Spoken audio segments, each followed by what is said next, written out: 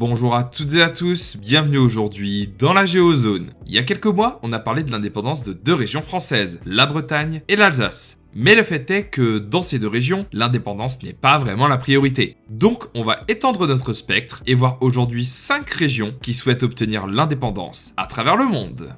On va commencer en parlant du pays le moins visité d'Europe, la Moldavie. Faut dire que c'est pas un pays hyper stable, surtout avec la guerre en Ukraine voisine. On retrouve en Moldavie la région pro-russe de la Transnistrie, dont on a déjà parlé sur la chaîne, et qui est un peu connue avec son style très soviétique, mais avez-vous déjà entendu parler de la Gagaouzie ? Ce sont 4 territoires du sud de la Moldavie, d'une superficie totale de 1800 km² et habités par environ 150 000 personnes. Alors, comme la vie est bien faite, la Gagaouzie, c'est le territoire des Gagaouzes, peuple turcophone russifié pendant l'URSS et aujourd'hui majoritaire dans ce petit bout de Moldavie, représentant 84% de la population. Vivant dans la région de Bessarabie depuis de nombreux siècles, les Gagaouzes ont été russes, roumains, soviétiques et finalement moldaves à la chute de l'URSS. D'ailleurs, fun fact, mais la Gagaouzie a déjà été indépendante durant son histoire, pendant 6 jours, en 1906, sous le nom de République de Comrat, Comrat étant l'actuelle capitale de la région. Il déclare l'indépendance de la République gagaouze en 1990, le tout étant bien sûr soutenu par Moscou, mais en 1991, après la chute de l'URSS, personne ne les reconnaît, même pas la Nouvelle-Russie. Quelle différence y a-t-il avec la Transnistrie voisine alors ? La Gagaouzie n'a pas de vrai intérêt stratégique. Ils n'ont pas d'industrie lourde, pas de ressources naturelles, pas d'argent, et son territoire morcelé n'en fait pas un point de passage obligatoire vers l'Ukraine. C'est pour ça qu'eux ne sont pas aussi indépendants que la Transnistrie, mais une simple région autonome depuis 1994. Malgré sa non-reconnaissance, la région est toujours une fidèle alliée de Moscou, votant contre les rapprochements avec l'Union européenne ou une possible fusion avec la Roumanie. Aujourd'hui, même s'ils parlent la langue gagaouze, le russe reste important et selon un référendum de 2014, 97% des gagaouzes sont contre un rapprochement avec l'Union européenne, 98% veulent rejoindre l'Union douanière eurasiatique, où l'on retrouve la Russie, bien entendu, et 99% d'entre eux veulent l'indépendance si la Roumanie et la Moldavie fusionnent. Région à fort potentiel, la Gagaouzie risque d'être le théâtre de nombreux enjeux géopolitiques dans les prochaines années. D'un pays instable à un autre, il n'y a qu'un pas, donc quittons la Moldavie pour se rendre en Libye. Superbe pays millénaire à l'histoire contemporaine très compliquée. On va parler ensemble de l'émirat de Cyrénaïque. Déjà, la Cyrénaïque, c'est l'une des 3 régions historiques de Libye, avec la Tripolitaine et le Fezzan, situées tout à l'est du pays, le long de la frontière égyptienne, et avec comme capitale la ville de Benghazi. Vous vous souvenez quand j'ai dit que la Libye est un pays historique ? La Cyrénaïque, c'est une ancienne province romaine, tenant son nom de l'ancienne ville grecque, de Cyrène. Région appartenant aux Ottomans, elle est récupérée par les Italiens en 1911, après la guerre italo-turque, et en 1920, la Cyrénaïque est coupée en deux. Le nord devient officiellement italien, et le sud devient l'émirat cyrénaïque. Idriss Ier en est le premier émir, mais ça ne durera pas vu que les Italiens rompent le pacte et récupèrent le territoire en 1922. Puis, Seconde Guerre mondiale, l'Italie fait partie des vaincus et Idriss reprend sa place, réanimant l'émirat cyrénaïque. Mais Idriss, son but, lui, c'est d'unifier la Libye, ce qu'il réussira à faire en 1951, devenant donc roi de Libye et faisant disparaître son émirat. On pourrait s'arrêter là, mais la région a regagné en revendication depuis la crise libyenne des années 2010. C'est la première région qui se soulève contre Kadhafi, c'est pour ça qu'on entendait beaucoup parler de Benghazi pendant la crise, et en 2012, il s'autoproclame indépendant, et c'est le cousin d'Idriss, le cheikh Ahmed Zoubair el-Senoussi, qui est élu pour gérer les affaires de la région. Aujourd'hui, il contrôle une grande partie de la Cyrénaïque, lutte contre les islamistes et sont soutenus par l'Égypte voisine. Faut dire que la région abrite 80% des réserves de pétrole libyennes, on comprend tout de suite mieux cette amitié. Quand on voit également les tensions entre Maroc et Algérie, on s'en rend compte des importantes rivalités qui existent en Afrique du Nord.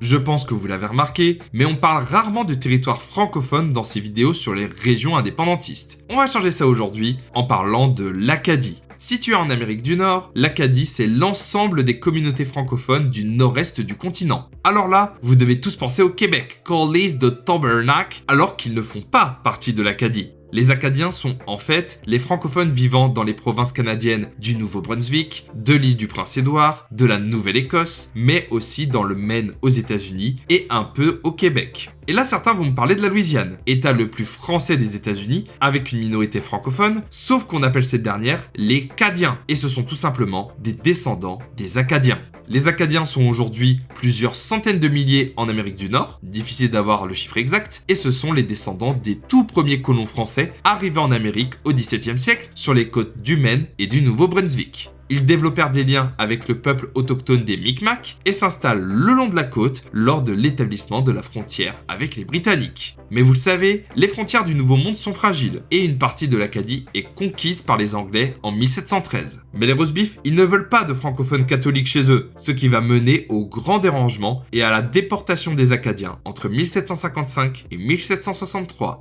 Leurs maisons et fermes sont brûlées, 2/3 de la population est expulsée et 8000 d'entre eux mourront lors de leur déportation. Cette période est très importante pour les Acadiens et c'est d'ailleurs à cause de la déportation qu'on retrouve ce peuple un peu partout dans le monde, en Louisiane, aux Antilles ou même à Saint-Pierre-et-Miquelon. De retour sur leurs terres, les autorités forcent leur anglicisation et les catholiques n'ont même plus le droit de vote. Cependant, les Acadiens restent soudés dans leur communauté, ce qui donne la renaissance acadienne et le développement de leur culture jusqu'à aujourd'hui. Face à un gouvernement canadien mettant petit à petit le français de côté, l'Acadie se verrait bien indépendante pour défendre son histoire unique, ses traditions et pour voir le drapeau français à l'étoile jaune flotter en Amérique du Nord. Continuons en parlant, si vous le voulez bien, de la plus belle région du monde, l'Asie centrale. Terre au conflit ethnique important, elle a vu émerger une région sécessionniste, le Karakalpakstan. Ceux qui me suivent depuis longtemps se souviennent qu'on a déjà évoqué cette région sur la chaîne sans trop parler des mouvements indépendantistes. République autonome située au nord-ouest de l'Ouzbékistan, elle a une superficie de 160 000 km² et est habitée par 2 millions de personnes. La minorité ethnique de ce territoire, ce sont les Karakalpaks, donc le nom de la région n'a rien à voir avec le Pakistan pour ceux qui se demandaient. Les Karakalpaks, ce qui signifie bonnet noir, sont un peuple nomade d'éleveurs et de pêcheurs, plus proche ethniquement des Kazakhs et qui vivent ici depuis de nombreux siècles. Région autrefois riche et prospère, elle connaîtra une certaine autonomie avant d'être rattachée à l'Ouzbékistan durant l'URSS, devenant la seule république socialiste soviétique autonome d'Asie centrale. Ce qui rendait cette région unique, c'était bien sûr la mer d'Aral, poumon économique permettant la pêche et l'irrigation des cultures, mais vous connaissez l'histoire, la mer d'Aral a fondu comme neige au soleil à cause du détournement de ses affluents, et aujourd'hui le Karakalpakstan est la région la plus pauvre d'Ouzbékistan, et la ville portuaire de Moïnak se trouve aujourd'hui à plusieurs dizaines de kilomètres de la mer.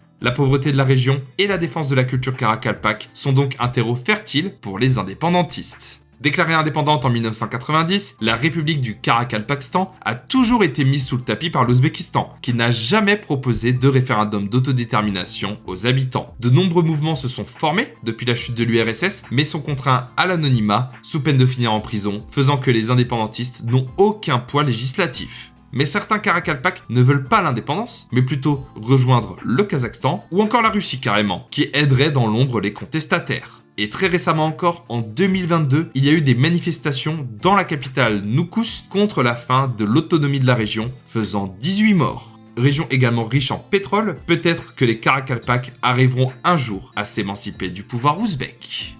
Finissons cette vidéo comme il se doit en parlant d'un archipel sous-coté en Europe, les îles Féroé. Mais Géozone, c'est pas déjà un pays? Eh ben non, ce petit archipel situé entre Islande, Écosse et Norvège appartient à aucun des trois, vu que c'est un pays constitutif du royaume du Danemark, comme le Groenland. Archipel magnifique au paysage à couper le souffle, les Féroé, en tant que pays constitutif, possèdent déjà un premier ministre, une monnaie et sa culture. C'est tout droit pour l'indépendance alors, c'est plus compliqué que ça. Les Féroé sont danoises depuis 1388, et globalement, ils veulent pas trop les laisser partir quoi. En 2000, le gouvernement pharynggien a proposé un projet d'indépendance au Danemark, tout en restant très proche de ces derniers, qui ont dit « Ok, mais on coupe les vivres ». L'archipel sortant d'une longue crise, c'était impossible, et le référendum a été tout simplement annulé. On avance jusqu'en 2004, où un référendum a bien lieu, et le oui à l'indépendance l'emporte avec 50,72% des suffrages. C'était serré, mais les Féroïens sont ravis. Le gouvernement prévient Copenhague qu'ils vont voler de leurs propres ailes, mais ces derniers disent « Bah non, en fait », et finalement,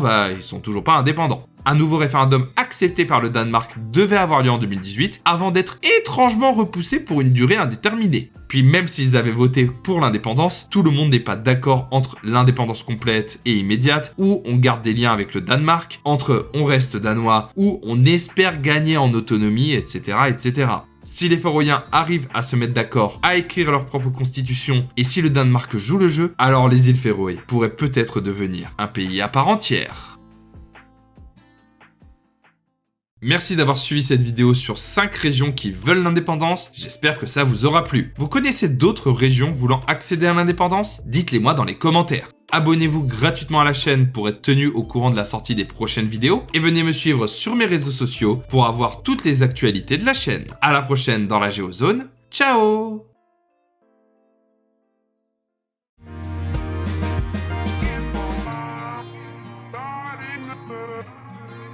Not really down.